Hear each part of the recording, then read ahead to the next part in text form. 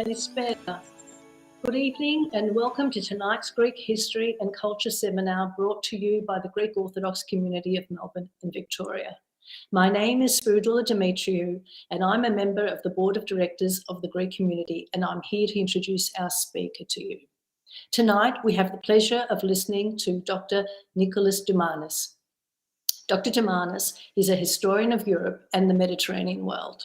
He studied at the University of Sydney and the University of New South Wales. He has lectured in European history at Macquarie University and at the University of Newcastle.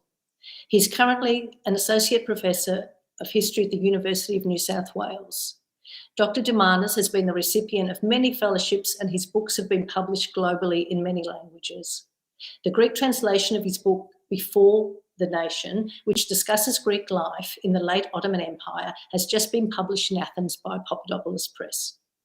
His latest book was written with Emeritus Professor Antonis Liakos of the University of Athens and reconsiders the history of Greece, Cyprus and the diaspora from 1912 up until the present. It will be available in 2023. Dr. Doumanis' talk tonight is titled The Destruction of Smyrna, An Age of Nation Building and Violence. Dr. Doumanis will consider the global significance of the destruction of Smyrna and its relation to the overall shift away from the wall of empires to one of nations, which was occurring at the time. As one of the great cosmopolitan cities of the Ottoman Empire, the destruction of Smyrna constitutes one of the great catastrophes in history. A huge loss of lives occurred when the town was burnt to the ground, and those who survived experienced the distress of displacement. Politically, the episode can be described as a failed attempt to expand the Greek nation during a period of surging nationalism in Turkey. I now hand you over to Dr. Doumanis for what I'm sure will be an edifying presentation of the topic. Welcome, Dr. Doumanis. Thank you, Spiridoula, and thank you for that lovely introduction. Well, September 2022 marks the centenary of the destruction of the cosmopolitan city of Smyrna and the sudden re-emergence of the Turkish city of Izmir.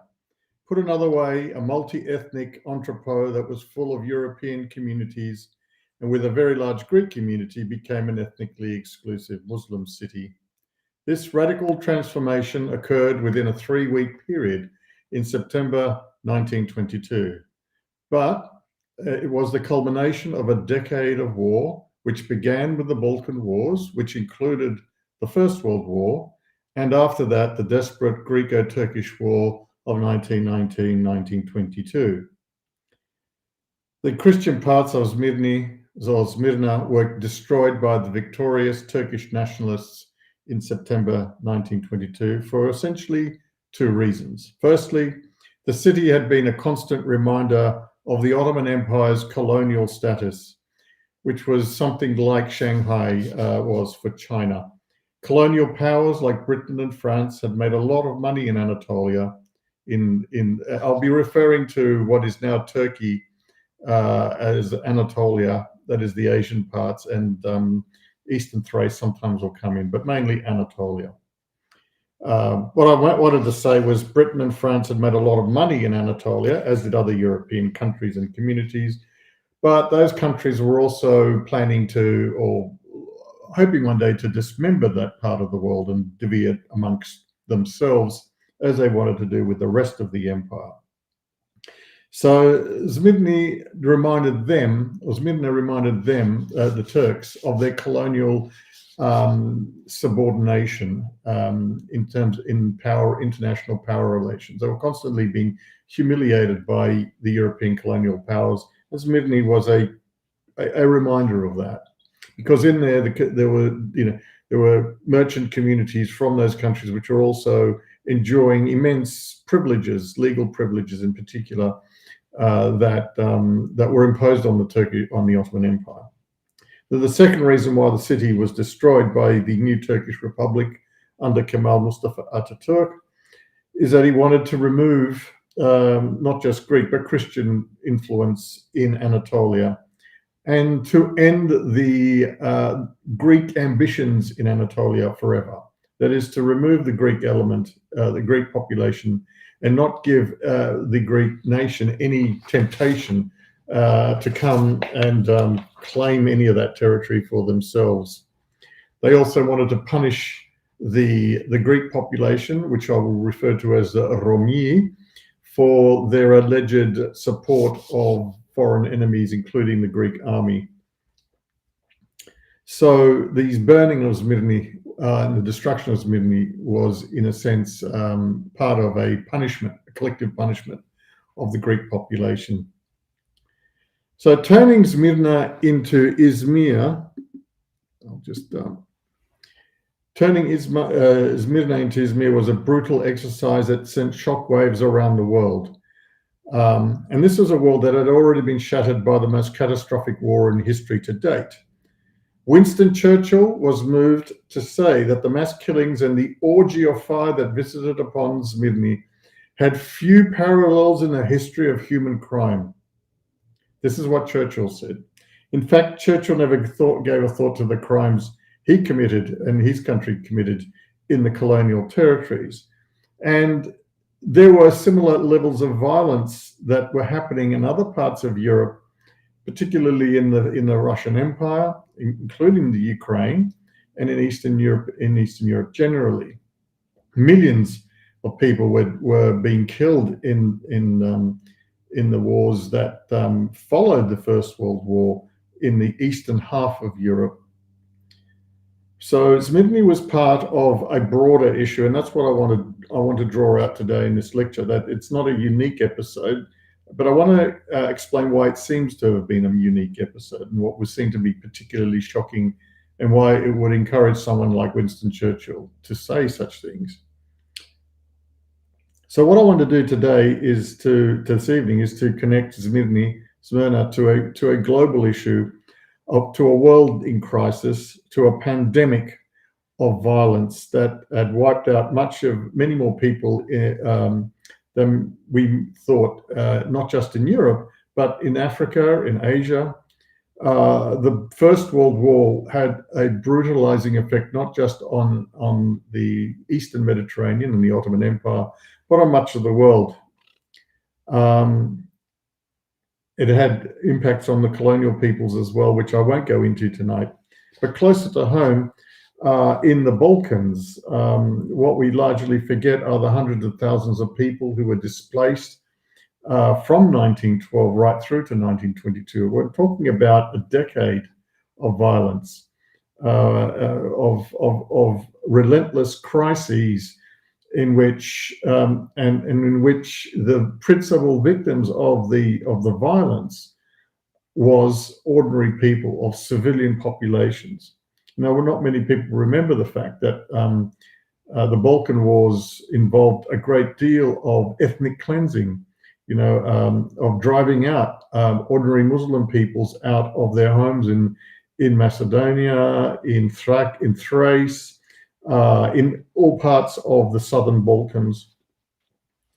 And many people forget too that in retaliation, the Ottomans brutally expelled much of the Greek population of the Aegean coast of Anatolia. Not everybody left in 22. Many people left a decade earlier and never came back. Militias were operating along the coast, killing or driving people from their homes across the Aegean to islands like Mytilene, Chios, Samos, and Kos. So, the violence continued into the First World War, which I will discuss later. But within Turkey itself, Christian civilian populations were subjected to forced marches, where many of them died on those long marches, including Pontian people, but not just Pontian people. And obviously, there's the Armenian genocide as well. So why did Churchill and others think that Smyrna in particular deserved to be signaled out as something particularly shocking? Well, let's see. Now, first, some words about what it was like before, the violence started in 1912. Before 1912, Smyrna was a great Levantine port city, possibly the greatest one. It's somewhere where you'd want to migrate to. It's somewhere where you wanted to go to. It was Anatolia's principal Aegean port city. And during the course of the 19th century, the 1800s, it had expanded rapidly because of industrialization around the world, the high demand for goods, raw materials from Anatolia. And the city grew because of that. It was the principal port through which European commercial interests tapped into Ottoman produce, and it rivaled Constantinople as a commercial hub of the empire, probably number 2 next to Constantinople. So it was the West's gateway into Anatolia. Certainly, it became the home of a large set of foreign communities.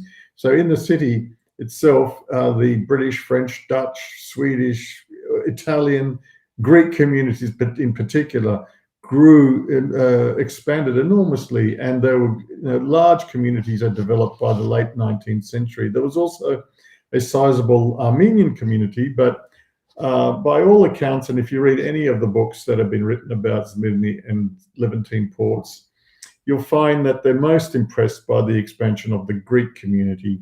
The Greek community came in huge numbers to Smyrna, and they came from not just all over Greece and the Greek mainland, but also Greek communities in other parts of Anatolia. And they formed Silogi brotherhoods. There's famously a Catherian brotherhood in Smyrna, doubtlessly many more. This is a place where people could find work, particularly Greek islanders. It was preferred to the United States, which is too far, and where you could not come and go and do seasonal work. Islanders would come and go to Smyrna. So it was, by 1900, it was an intensely cosmopolitan city, but also a very middle-class city and very modern city. If you look at the slide, you'll see one photograph of Frank Street on your left. You'll see that's the main business avenue. And on the other side, you can see upper-class women, Christian women, obviously, in modern dress, and people in cafes sitting around. I think I can see cafes in the background, but this is a very middle-class city, a rising middle class who went to restaurants, watched movies, because by the end of the 19th century, you could go and watch a movie, who joined tennis clubs or yacht clubs. This is a modern city, and it's one of those cities that kind of gave the Ottoman Empire, led the Ottoman Empire into the modern world.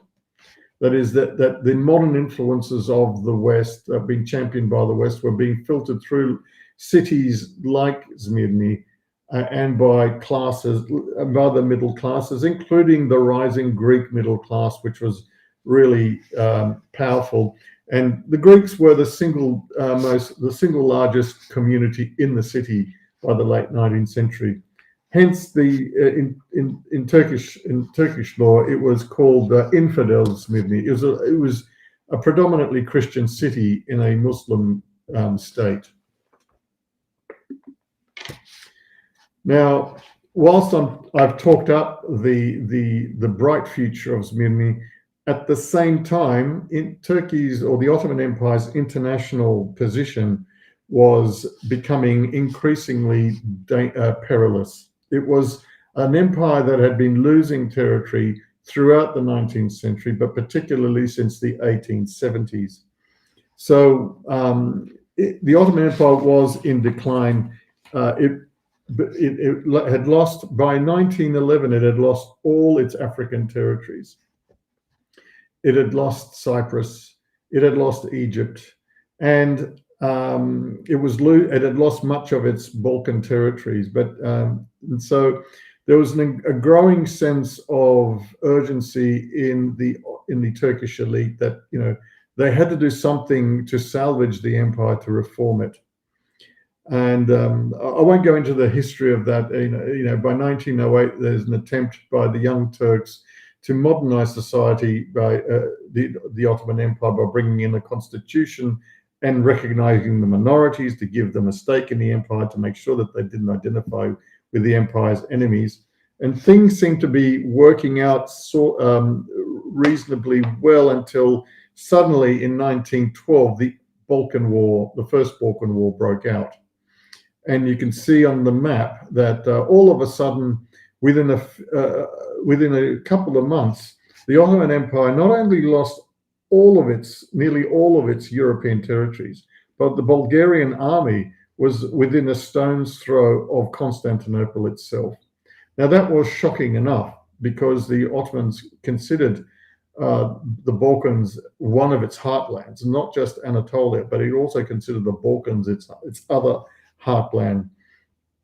But even more shocking, I would suggest, was the mass expulsion of hundreds of thousands of Muslims in the region, many of whom headed towards the Ottoman Empire and started to enter the city of Constantinople. And this was profoundly shocking in Turkey itself, in the Ottoman Empire itself. And in retaliation, Muslims turned against the Christian people in Anatolia and other parts of the empire. And there was a concerted effort by the Young Turk regime, which now turned against the Christian population decidedly, and encouraged militias to start to remove Christian communities, at least along the Aegean coast. And many of them were forced out of their homes during this period. And Greece and Turkey almost went to war. Ottoman Empire almost went to war again in July. The Ottomans tried to get some territories back, particularly the Greek islands that the Greeks had seized during the Balkan War. But then the First World War broke out, and that caused other kinds of problems, because suddenly all the Greek Christians who were still in the empire were now under threat. And many of them were, during the World War, the First World War, 1914 to 1918, Christian communities in the countryside were vulnerable to attacks from bandit groups called Chets and from warlords, particularly in the Pontus region too, where the Russian army had swept through, because it was at war with the Ottomans, and the local Christians usually took sides with the Russians. So many Christian civilian populations were in danger, with the marked exception of Smyrna and some of the other cities, including Constantinople, where order was kept. But in the countryside, Christian communities suffered enormously. Many of them were forcibly marched over mountains. Men, women, and children, the elderly died along the way. In what is effectively genocidal violence, and particularly the Pontian people suffered that. Then the war ended, and the Ottoman Empire found itself on the losing side. Now, this is quite a significant matter. The Ottomans obviously entered the war in order to win, to win back territories, but now they were on the losing side and expected to be partitioned. Now, the losers of the First World War hoped that the Americans would determine their fate, because the Americans, led by President Woodrow Wilson, were interested in a war to end all wars and for national self-determination. So the Germans liked the Americans because they hoped that they would be, not reasonably, come away with not too much damage and to keep most of their territories, as did the Turks. But in reality, what was happening behind the scenes was that the other allies, particularly the British and the French, were keen on colonial divisions, on colonial spoils. And if you can see on the map on the screen, you can see some of the ways in which they hope to divvy up Ottoman territories between themselves and some of their allies. and there would have been there an Armenian state in the far east of what is now Turkey, but mainly, and the Italians were going to be given much of southern Anatolia, but the rest of it was going to be divvied up between the French and the British. So their intentions were always colonial. Now that's the secret treaties, and then at the Paris peace conferences, where the Turks and the other losers of the First World War were not invited, the winners were there sitting around deciding on the fate of empire, of the losers, particularly the Ottoman Empire. Obviously, some of their allies, like Venizelos, who you might see in the background of that picture on the left, like Versailles, were trying to lobby the empires to give Greece something. And eventually, they reluctantly gave Greece a bit of Turkish territory, of Ottoman territory, particularly the city of Smyrna and its surrounding region. And the reason they gave was to send in the Greeks as a peacekeeping force and to quell the violence, the unrest, and particularly to deal with some of the stirrings of Turkish nationalism. So in 1919, the Greeks arrived, and you'll see there that, but soon after, I'm going to have to move more quickly now. Soon after, the Greeks engaged in a war against the Turkish nationalists. Now, the Turkish nationalists were keen to stop this from happening. That is the partition of the empire, of what was left of the empire. That was what the Allies had in mind. Most of it would be divided up between everybody, and Greece would get something, this area around Smyrna in purple, and eastern Thrace, and that is the reason why the defeated Turkish people decided, or many of them at least, decided to resist, and they rallied behind demobilized Ottoman troops and generals to fight a war of resistance. And a war broke out really between the Turkish nationalists and various groups, including the French, the Italians, and the Armenians, and the Greeks. And eventually they would succeed. The biggest problem was the Greeks, because the Greeks were the best organized and the most willing to counter the nationalist uprising and to assert Greek claims to Anatolia. And the Greeks pushed deeply into what is now into Anatolia and headed towards Ankara. A fully fledged war between Greece and Turkey. The Turkish nationalists fled, where the Greeks almost got as far as Ankara. And in 1921, the Greeks got almost as far as Ankara in 1921, but then found that they were running out of money. Their allies were deserting them. They were actually betrayed by their allies, who ended up supporting the Turkish nationalists for their own particular reasons. Greece was left vulnerable for reasons which I can't go into. But then in August 1922, the Greek army was finally defeated, and the Greek army fled back to the Aegean coast in disarray. But along the way, this is a critical point, along the way, disorder had broken out amongst the Greek troops and they kept on attacking, burning and looting Muslim villages along the way, leaving a trail of destruction. And so by the time they got to Smyrna, they'd kind of left a long trail of destruction, and most of them were evacuated, but they had encouraged the Greek population to not move, to stay put, because the Greek state was worried about a great influx of refugees.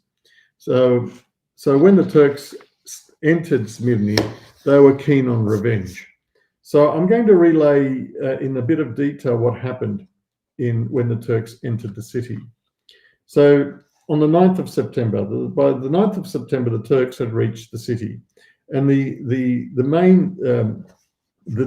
day started as per normal, the Greek people were encouraged to just go on as usual, to expect not to be molested in any way. There was a large series of Allied naval ships off the coast watching to ensure that order was maintained. And when the Turkish troops arrived around midday, the regular army did maintain discipline. But order soon broke out because the irregular army, that is the bandits that had joined with the national army, with the Turkish nationalists, went on a looting freeze. They started to attack. They ran amok, frankly. They went into the Armenian and Greek quarters and into the Frank Street and robbed everybody, any Christian they could find. Then they started to break into Christian businesses and premises and houses, not just to rob, but to rape and to steal. And what happens in those early days of the Turkish return is that a massive plundering exercise happens, and there's there's a traffic jam of carts going out of the city with the loot that had been stripped out of the Christian communities. By the second day, the Turkish troops had surrounded the Armenian quarter of the city and had begun to systematically attack the Armenian community. So there was a program, it appeared, to go through the community and take what they wanted, kill as many people as they could, and rob as much, and rape as much as they would like. And by the 11th of September, on the third day, it was clear too now that the regular army, its discipline had broken down, and they started to join in. So there was a massive spree. The Greek community was also subjected to this kind of violence. Corpses start to pile up in the streets. It's absolute chaos in the Christian quarters of the city. Eyewitnesses were stunned by, I'm sorry, my friends, shush. Eyewitnesses were stunned by the fact that atrocities were being committed by, excuse me 1 minute, sorry, I'm afraid I have to stop this.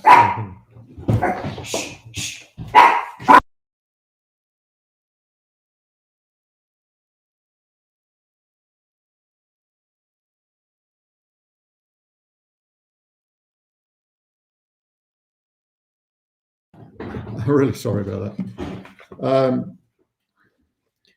So as this is all happening, people start to abandon their houses and start to make for the coast, trying to get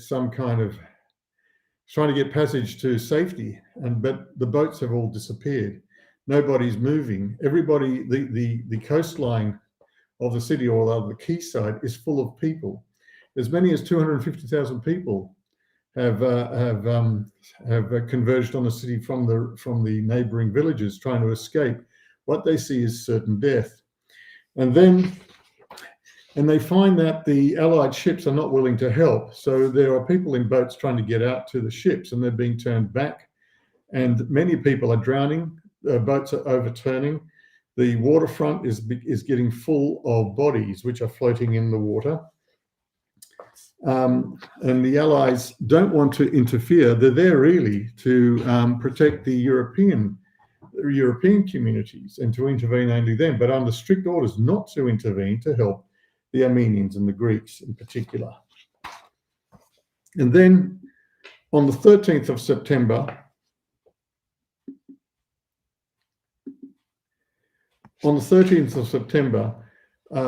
the Armenian quarter is systematically burnt down. Now, there's always been a big debate amongst Greeks and Greek nationalists and Turkish nationalists over who started it. It's pretty clear that the fires were set deliberately by Turkish troops because there are too many European eyewitnesses who saw this and reported it. And so there was, firstly, the Armenian quarter was systematically burnt. So they surrounded the Armenian quarter and began to set it on fire. And so once the fire breaks out, though, and the winds pick up, the rest of the city starts, much of the rest of the city, not all of it, much of the rest of the city starts to follow. So now, not only is there are people being attacked by soldiers and irregulars, but people are also having to escape the flames, which are much more dangerous. So most of the people have abandoned their homes and are on the quayside, hoping that the fires don't come to the quayside.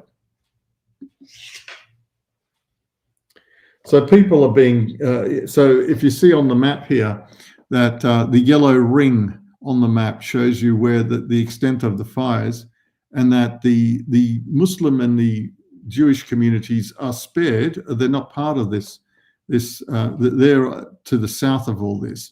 It's that central area where European and particularly Armenian, Christian, and Greek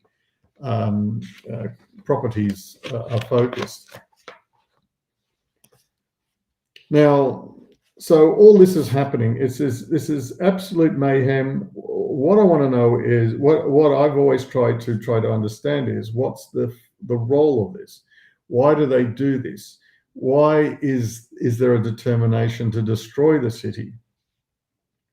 And why? And it's clear too that there's a systematic raping system happening as well. There's independent witnesses that are European witnesses, which attest to the fact the soldiers are keen to grab as many women as they can and to have their way with it. And in a way, it's not just for gratification, but it's also a symbolic revenge against the invaders, as to kind of rape women. So by the 15th of September, the fires have finally stopped, and the discipline returns to the Turkish army, right? So they're kind of back under control, and it's clear now that the Turkish High Command, led by Mustafa Kemal, now are ready to proceed to deal with the rest of what's left of the population, and they give the Allies a chance now to take the people that are left in the city, and that they must take them away by the end of the month, except for the males. So males between the ages of 18 and 45 were collected as POWs and marched into the interior, where they were going to be in camps and worked. Most of them did not survive that. Now, in the meantime, there's all these people stuck on the quayside. They're men, women, children, women, children, the elderly. They're completely vulnerable to the Turkish soldiers. And the Allies finally do something, and they actually start during the fires. And it's really the Americans who do this. They start to ignore orders and begin to bring people out from danger. But there's so many of them that the Allies themselves, those willing to get people out of the city, are not, don't have enough space and have to keep coming and going from the islands. So eventually, because of certain American initiatives, the Greeks are forced to come in with the ascent of Kemal Ataturk to begin to take out the civilians. So by the end of the month, it takes a while, the population is taken out. The Christian population is removed. And in the meantime, the European population starts to leave as well. And soon after the violence happens, they don't see any future in the city. It's been gutted. It's been subjected to like a medieval like plundering and violence. They can't see how this could be restored as a commercial city. And within a few years, it is really a city which is no longer cosmopolitan. It is now a nationalized city. So what can we say about this? Why did it happen? Why did they do this? Well, The burning of the city has been a subject of debate between Turkey and Greece, and Turkish nationalists and Greek nationalists. Turkish nationalists claim that the Greeks did it. They didn't want to leave any houses behind so the Turks can take them. But it's clear from the eyewitness evidences that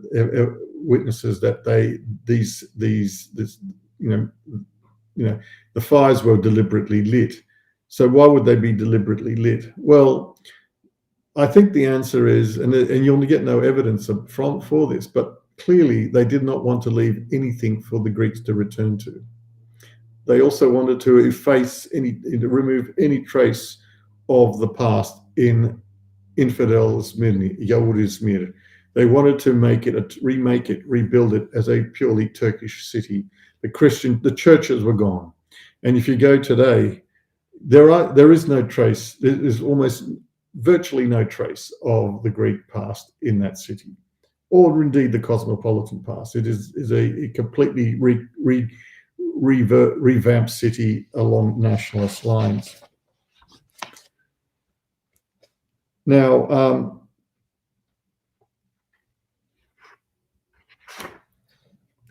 what did it mean in Greek memory? Well, for the Greeks, Smyrna is a tragedy, the greatest national tragedy. It is when the megali idea, the dream of reconstituting the Greek state as a Byzantine empire centered in Constantinople ended. That dream went up in flames. My problem with that view is that it seems to place the emphasis on the loss of a dream and not on the destruction of a society, of communities that had been there. And one of the things that is not well recognized is that the Greek government impeded the escape of the Greek communities, when it lost the war. And it didn't work because it ended up having a massive refugee crisis, which admittedly it handled very well in the 1920s and into the 1930s. Now, I could talk about a lot of things about this war, but what was it for? What was the violence about? Why so many civilians were subjected to violence in this period? And it has all to do with nation building.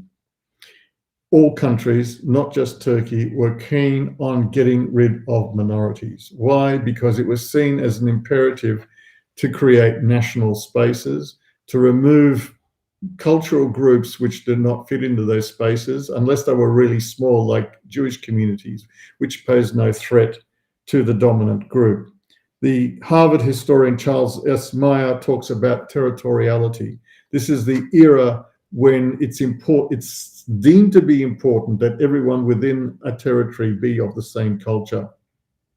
Okay, this is a very unusual modern concept. It didn't apply before, but now it's seen as important as for security reasons, for cultural reasons, for reasons for ongoing future security. It was important to control national spaces, and it was important, therefore, to drive out civilians out of their ancestral homes and get rid of them, either by expulsion or by mass murder. So genocide and ethnic cleansing are major nation-building exercises, which happens with frightening ferocity, not just in this part of the world. This is not just a Greek-Turkish thing. It is something that is practiced in much of Europe and much of the Middle East in this period. And so what I want people to understand is that Smyrna is not just a Greek-Turkish thing. It's not just the culmination of Greek-Turkish tensions. It is part of a broader global problem in which violence is a solution to nation building. It is the era when the empires are breaking up into nations, but these nations want to be ethnically exclusive, so they end up mass murdering and killing and expelling people.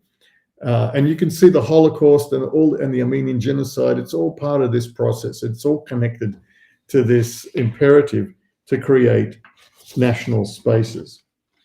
So that's one way of looking at the tragedy in Smyrna. It's one reason why they go to such people,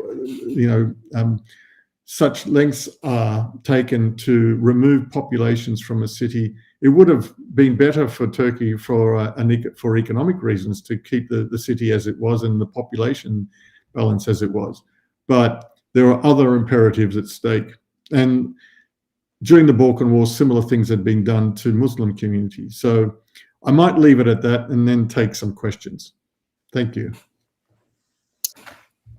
Thank you so much, Dr. Doumanis. I know your time is limited, and I have to tell you all tonight that Dr. Doumanis has got another 2 obligations tonight, so we're aiming to be finished by 8. We've got about 4 questions, so I'll just start things. Look, first of all, Dr. Doumanis, thank you for the insights, for the reason for the destruction of Smyrna. And it's really interesting. It's the first time I've heard the expression nationalised city. So that attempt to nationalise the city, that's, pretty extraordinary. And the humanitarian crisis that it created is still resonates with us today as Greek people. How was the city repopulated? And also, what happened to the Greeks of Smyrna as refugees? Well, the city was gradually repopulated by Turkey was full of Muslim refugees from the Balkans and from the former Russian Empire, and so it had lots of people it needed to house, and it brought many from the other parts of Anatolia to fill the spaces that were left by the Christians. So that's easy. The Smyrniotes ended up in Greece, obviously, and particularly in Athens, and as did all the other groups from all over Anatolia, from Pontus, from Cappadocia, central Turkey. Most of them go to Greece. Not all. Some, a lot, quite a more than I thought went to America. Some came to Australia. Brisbane has a community originally from Alatsata, which is a town near Smyrna, but the bulk of them go to Greece, and a lot go to Egypt as well. Egypt, the Greek-Egyptian community has its golden age in the 1920s, and it receives a lot of people from Asia Minor, and Cyprus does as well. Was it recognised as a humanitarian crisis? Well, humanitarianism is a concept that starts to arise up by them because, like I said, oddly, civilians become the main target of violence in this era. It's not. In the past, armies went to battle against each other, but armies would fight it out, and one would win, and that was it. Now it's it's biopolitics. States are interested in who's in the territory, who should be there. Who should be there and who shouldn't be there? Do we bring people from somewhere else to fill the gaps and so forth? That's the kind of politics we're dealing with in this era, and obviously it causes humanitarian crises that, on a scale that has never been seen before in world history. Tens of millions of people die between 1914 and 1945. Tens of millions. This is and so you got humanitarian catastrophes coming up, and the legal world starts to respond to that. So you get these concepts starting to be developed and responded to. Okay, we've got a question from Kostas Efthnidis, and he asks whether you believe that the Greek political system and the government and the king of Greece at the time had responsibility for the outcome. Yes, they were very. Look, I don't want to let any side of politics off. Greece was in the middle of the ethnikos dichasmos, meaning the national schism between the supporters of the Greek monarchy and the supporters of the politician Eleftherios Venizelos, and the officers were divided. As some were pro Venizelos, some were pro-monarchy.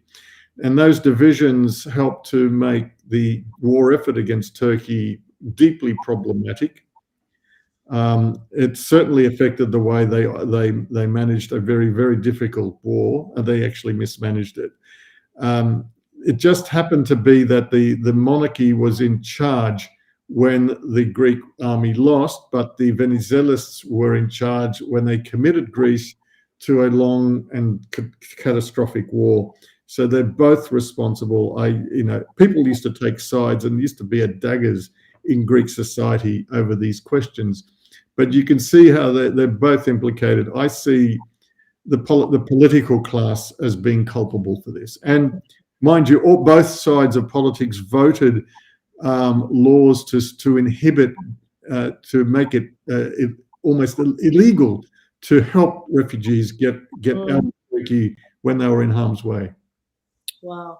Well, this next question leads on from that one, and it's from Georgia Perditsis, who asks, who encouraged the Greek army to move beyond Ionia that was negotiated by Venizelos? Yeah, look, the British were playing a double game. They were, on the one hand, encouraging the Greeks to think about their ambitions in Anatolia, and the reason they did that is because they were bankrupt too. They were deeply in debt to the United States.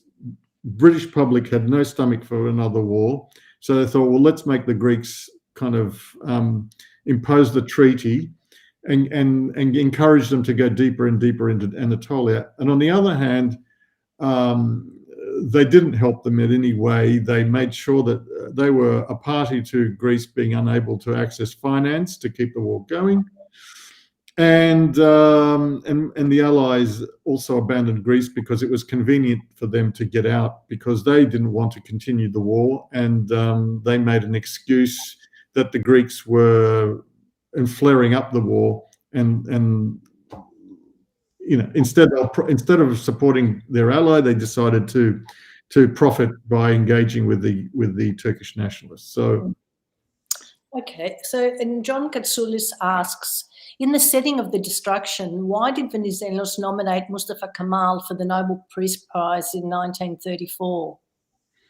Well, the Greek-Turkish relations change after the war, into the 20s and into the 30s. So, there's moments of reconciliation, and then they sort of break up again. By the 30s, Greece and Turkey decided they're going to try and normalize relations. So you get those kinds of gestures. When he does that, though, he loses the support of the refugees. They start to turn against him, in an electoral sense, because the refugees harbor some hope that they might be able to go home.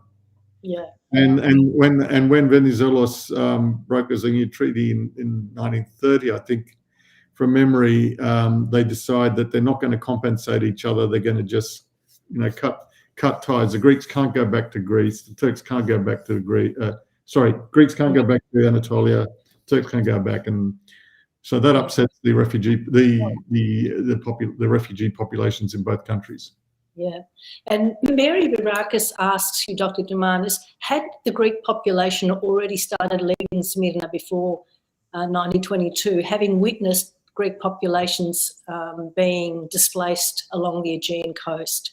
To what degree happened? Yeah, look, we've got to think of the time frame. From 1919, people were fleeing their homes in Anatolia in 1913 and 1914. Then the war broke out. Then in 1918, the Ottoman Empire was defeated, and so Greeks were trying to get back to their homes in Anatolia. Many of them were, and they would go if they knew it was safe. Smyrna, on the other hand, was protected during the war, and then when the Greek army arrived, there was a feeling now that things were not only going to be safer, but that Greece will now expand in Anatolia, and they were encouraging people to go back. Now, why didn't people leave Anatolia Smyrna before the Turks arrived? It's because they barely knew what was happening on the front. They were shocked when they saw the arrival of the defeated Greek troops. They were then encouraged by the Greek political elite in the city to stay put because they'll be okay. The Allies won't let anything happen, that sort of thing. And so they were kind of duped in a way. But as they saw villagers starting to arrive and fleeing the violence in the interior, things started to change a bit. But by then it was too late. There was no boats to get on. There were no boats coming from Greece. No boat owners would want to come close to Smyrna to help out, and there were far too many people. It required a massive Dunkirk-like operation to get the people out. And here's a question that brings the topic into our era. Irene Lelio asks, the years have elapsed and many generations have passed since the Greek element of Smyrna was virtually eradicated. Should we as Greeks remember these tragic events? Are these events relevant to our consciousness as Greeks? She says, just interested in that, your perspective. Oh, for sure. I think we should commemorate the loss of those of the Greek populations and their communities, their homelands, just like we should have sympathy for people that are driven from their homes. I mean, they were not foreigners living in Smyrna. They were Smyrniotes. They were local. Now there were many Greek immigrants there too, but the people who were expelled, not just from Smyrna and from Asia Minor, the bulk of them were actually dopi. They were, indigenous, if you like. And for them to be told to go to their motherland, their fatherland, it was a bit of a joke. They'd never been there before. And when they went there, as many listeners would know, they were treated like terribly as refugees who weren't welcome. And I was surprised at how violently they were treated. It was not just being called names; they were often attacked, and not just in Greece, but when the Anatolians who went to America were often discriminated against by the Greeks from the mainland. So they carried on those prejudices in that part of the world as well. So it's a really sad situation. So we should commemorate the loss of those homelands because people felt strongly attached to them. And also, it's not just loss of property. An unknown number of people disappeared. We don't know how many people perished in the villages. Whole villages possibly were wiped out. But also families were destroyed. Families were broken up. People were trying to find each other for decades after the war. Right into the 1960s, there was a radio program to help people find each other.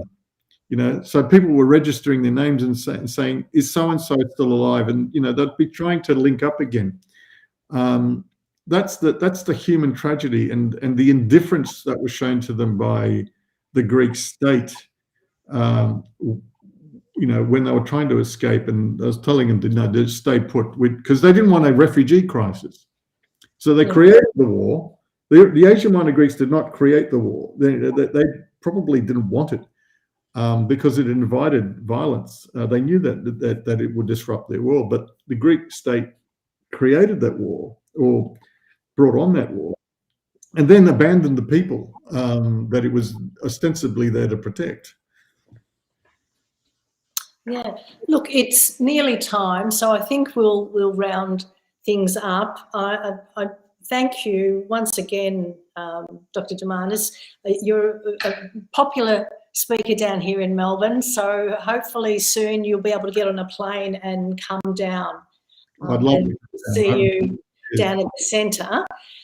Next week's talk will be delivered by Dr. Pinar Zoroglu and is entitled The Emergence of Capitalism in Ottoman Balkans, the Case of Greek Industrialists in the Salonika region. Please join us at the same time on 9th of June. Good night, and thank you once more to Dr. Doumanis for being with us tonight. Thank you so much. Thank you for having me. Bye now. Bye-bye. Bye. Mm.